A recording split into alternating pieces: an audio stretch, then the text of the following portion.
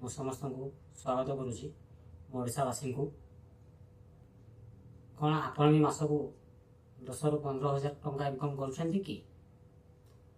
ଆଉ ଯଦି କରୁଛନ୍ତି ତାହେଲେ ମାସ ଶେଷ ବେଳକୁ ନିଜ ପାଖରେ ବା ପକେଟରେ କିଛି ବଞ୍ଚୁ ନାହିଁ କି? ତାହେଲେ ଏହି ଭିଡ଼ିଓଟି ଆପଣମାନଙ୍କ ପାଇଁ ଖାସ୍ କରି ଭିଡ଼ିଓଟି ପୁରା ଦେଖିବ, ସ୍କିପ୍ ମତ କରିବନି। ଠିକ୍ ଅଛି? ମୁଁ ଆପଣମାନଙ୍କୁ ବହୁତ ଭଲରେ ବୁଝେଇ କହିବି।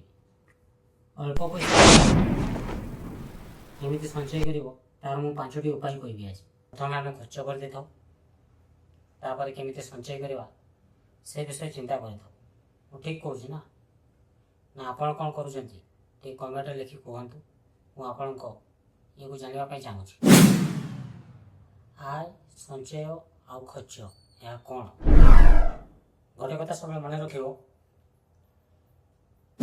ପ୍ରଥମ ଦରମା ଆସିଲା ମାନେ ନା 10 ରୁ 20% ଆଗ ଅଲଗା କରିଦେବ। କାହିଁକି କହିଲ? ସେଟା ତମେ ସଞ୍ଚୟ କରିବ, ତାପରେ ଯେଉଁଟା ବଳକା ହେବ ତାକୁ ଖର୍ଚ୍ଚ କରିବ ମାସ ସାରା। ସେ ଭିତରେ ବି ଅଛି ବହୁତ କିଛି, କେମିତି ଖର୍ଚ୍ଚ କରିବ ସେ ବିଷୟରେ ବି ମୁଁ କହିବି। ଏ ଭିଡ଼ିଓଟି ମନ ଦେଇକି ଆଉ ପୁରା ଭିଡ଼ିଓ ଦେଖ, ତାହେଲେ ଯାଇକି ବୁଝିପାରିବ।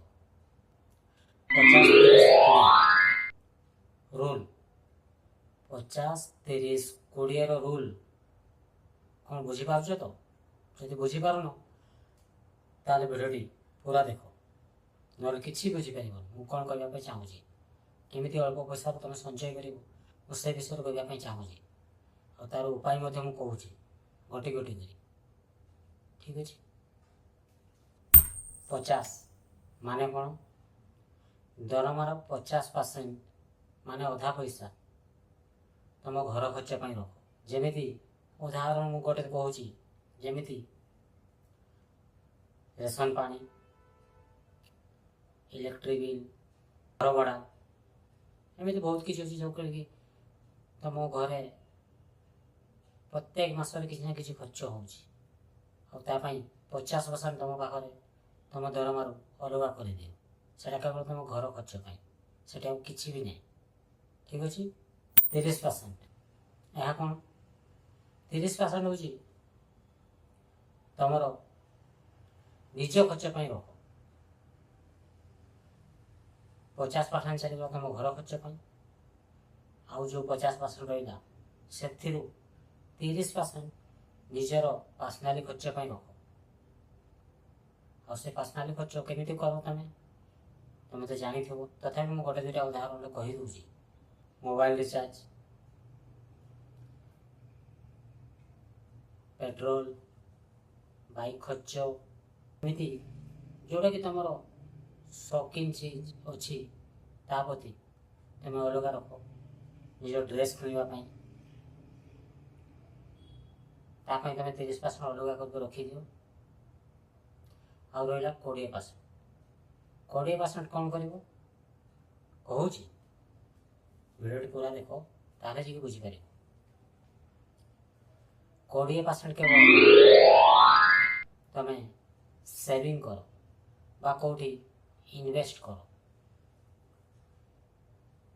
ସେଭିଂ କହିଲେ ଏଫଡି କିମ୍ବା ଆରଡି ହୁଏ, ଆଉ ଇନଭେଷ୍ଟ କହିଲେ ଯେଉଁଠି ତୁମକୁ ଇଣ୍ଟରେଷ୍ଟ ଅଧିକ ମିଳେ ସେଇଠି ପଇସା ଲଗେଇବ। ଯେମିତି SIP, PPF, ସେ ଜାଗାରେ ତୁମେ ଇନଭେଷ୍ଟ କରିବ। ଆଉ ଇନଭେଷ୍ଟ କଲା ମାନେ ତୁମକୁ ଲଙ୍ଗ ସମ୍ କରିବା ପାଇଁ ପଡ଼ିବ। ଇଏ ନୁହେଁ କି 2 ବର୍ଷ 4 ବର୍ଷ 5 ବର୍ଷ କଲ ତାପରେ ହେଇଗଲା ନା। ଇନଭେଷ୍ଟ ମାନେ ଅତି କମ୍ରେ 10 ରୁ 15 ବର୍ଷ, ତାହେଲେ ଯାଇକି ତୁମେ ତାର ଇଏ ପାଇ ମିଳିବ ତୁମକୁ। ବୁଝିପାରିଲ ତ?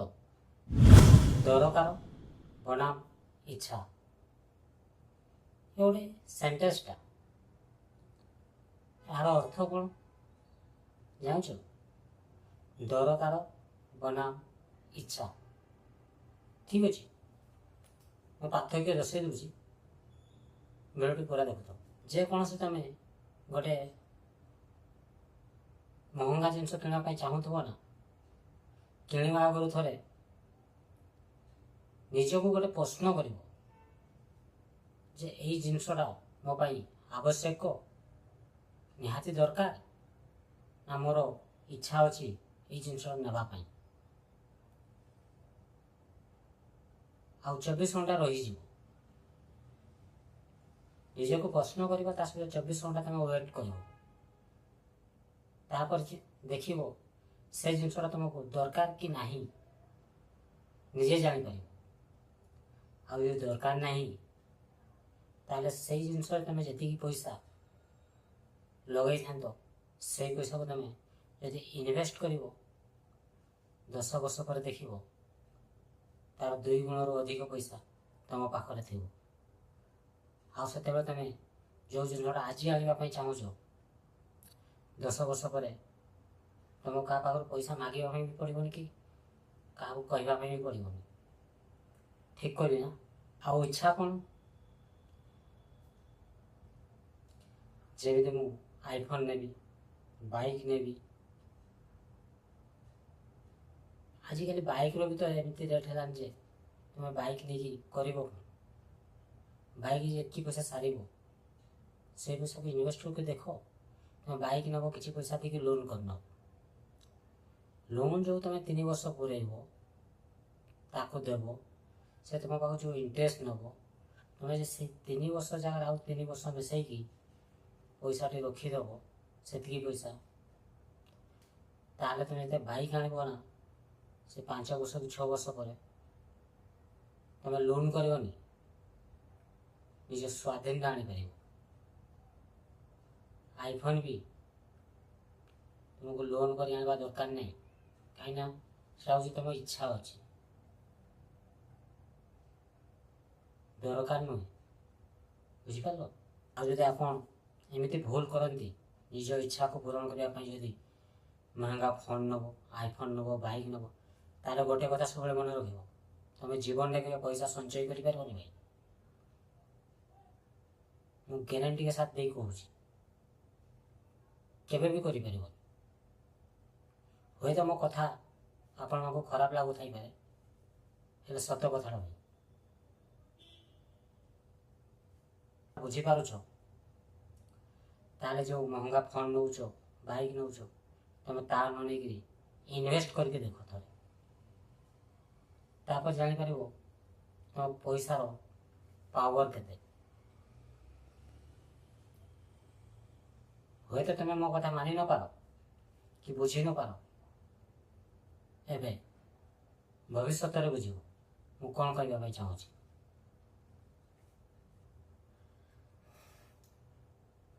छोट छोट खर्च उपर नजर रख कहीं कहूँ छोटिया छोटिया जो खर्च कर नजर भी रख कारण पैसार पावर को तुम बुझीपार ना मुझे कहूँ शुण ताल तुम बुझीपर आम गोटे दिन में 20 टंकार चा कि पान मसला खाई खर्च कर दूसरी गोटे कथा मन रखीच गोटे कथा भाविच से 20 टंका मास को केते पैसा होची से 20 टंका मास को 600 टंका होची आ तुम से 600 टंका जदि प्रत्येक मासरे जमा करिवो इन्वेस्ट करिवो ताले वर्षरे केते हबो 7000 टंका ऊपर हबो माने गोटे वर्षरे 7000 टंका 10 वर्ष केते हो गला 70,000 70,000 जदि तुम इन्वेस्ट कर एसआईपी 10 वर्ष ताले इंटरेस्ट तुमको 12% रु 15% तक आसीपे ताले केते हो थोड़े चिंता करके देख आ मत कमेंट कह गोटे जिनस मन रख मुझे जो मास मास 600 टंका कथा कहली ना खाली यहाँ नुहे तुम एसआईपी ये कर आरडी कर एसआईपी कर एसडब्ल्यूपी कर पीपीएफ कर ताहले देखिबो କିଛି ବର୍ଷ ପରେ ତମ ପାଖରେ ଲକ୍ଷ ଲକ୍ଷ ଟଙ୍କା ଜମା ହେଇଯାଇଥିବ। ଯଦି ବିଶ୍ୱାସ ନାହିଁ ଥରେ କରିକି ଦେଖ। ଠିକ୍ ଅଛି, ମୋତେ କମେଣ୍ଟ କର। ମୁଁ ଚେଷ୍ଟା କରିବି କେମିତି ମୁଁ କହିଲେ ଆପଣମାନେ ମୋ କଥାଟି ବୁଝିପାରିବେ। ଆଉ ଯଦି ମୋ ଭିଡ଼ିଓଟି ଭଲ ଲାଗୁଛି ତାହେଲେ ଗୋଟେ ଲାଇକ୍ କରିଦିଅନ୍ତୁ। ତା ସହିତ ଆପଣଙ୍କୁ ସୁନ୍ଦର କମେଣ୍ଟଟିଏ ମଧ୍ୟ କରିଦିଅନ୍ତୁ। ଜରୁରୀକାଳୀନ ପାଣ୍ଠି। ଜରୁରୀକାଳୀନ ପାଣ୍ଠି ମାନେ କ'ଣ? Emergency fund. ଗୋଟେ ଜିନିଷ ମୁଁ କହିବା ପାଇଁ ଏଠି ଚାହୁଁଛି, ସବୁବେଳେ ମନେ ରଖିବ, ଜୀବନରେ ନା ବିପଦ କେବେ କହିକି ଆସିବନି। ସେଥିପାଇଁ ତୁମ ପାଖରେ ସବୁବେଳେ ଅତି କମ୍ରେ 6 ମାସ ଚଳିବା ପାଇଁ ଯେତିକି ପଇସା ଦରକାର ନା, ସେତିକି ରହିବା ନିହାତି ଦରକାର ତୁମ ପାଖରେ। ଆଉ ଏହା କେଉଁଠି ଆଉ କେମିତି ରଖିବ? ଯେମିତି ଏଫ୍.ଡି. କରିକି ସେଭିଂ ଆକାଉଣ୍ଟରେ ତୁମେ ରଖିପାରିବ। ଅତି କମ୍ରେ ଚଳିବା ପାଇଁ 6 ମାସର ପଇସା ନିଜ ପାଖରେ ରହିବା ବହୁତ ଆବଶ୍ୟକ। କାହିଁକି ନା କେବେ ଏମିତି ହୋଇ ନ ଯାଉ ଯାହାକି ତୁମେ ଆଜି ଜବ୍ କରୁଛ, ହୁଏତ କାଲି ତୁମ ଜବ୍ ଚାଲିଯାଇପାରେ, 2-4 ମାସ ତୁମକୁ କେଉଁଠି କାମ ମିଳି ନପାରେ, ତ ତୁମେ ଚଳିବ କେମିତି? ଚଳିବା ପାଇଁ ତ କମ୍ ସେ କମ୍ ପଇସା ଦରକାର। ଆଉ ସେ ଚଳିବା ପାଇଁ ହେଲେ ଏଇଥିପାଇଁ ତ ମୁଁ କହୁଛି, ଅତି କମ୍ରେ କମ୍ ସେ କମ୍ 6 ମାସ ପଇସା ନିଜ ପାଖରେ ରହିବା ନିହାତି ଦରକାର। ସେଭିଂ ଆକାଉଣ୍ଟରେ ଖରାପ ସମୟରେ ତୁମେ କାହା ପାଖରୁ ଧାର କରଜ କରିବା ଅପେକ୍ଷା ଯଦି ନିଜ ପାଖରେ ପଇସା ଥିବ ନା, ତୁମେ କେବେ ସେ ଅସୁବିଧାରେ ପଡ଼ିବନି, କାହା ପାଖରୁ ଧାର କରଜ କରିବନି। ମୁଁ ବୁଝିପାରୁନି, ଆମେ ସବୁବେଳେ ଚିନ୍ତା କରେ ଯେ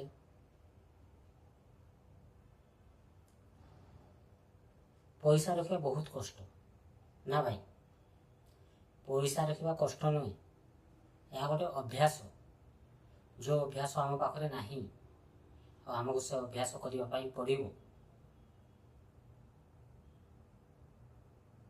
ନା କ'ଣ କହୁଛ ଭାଇମାନେ? ମୁଁ ଠିକ୍ କହିଲି ତ? ହଁ, ଭିଡ଼ିଓ ଭଲ ଲାଗୁଛି? ଯଦି ଭଲ ଲାଗୁଛି ମୋ ଚ୍ୟାନେଲକୁ ସବସ୍କ୍ରାଇବ୍ କରିଦିଅନ୍ତୁ। ଆଜି ପାଇଁ ମୁଁ ଏଇଠି ରହୁଛି, ପୁଣି ଦେଖା ହେବ ଆଉ ଗୋଟେ ଭିଡ଼ିଓରେ। ନମସ୍କାର, ଜୟ ଜଗନ୍ନାଥ।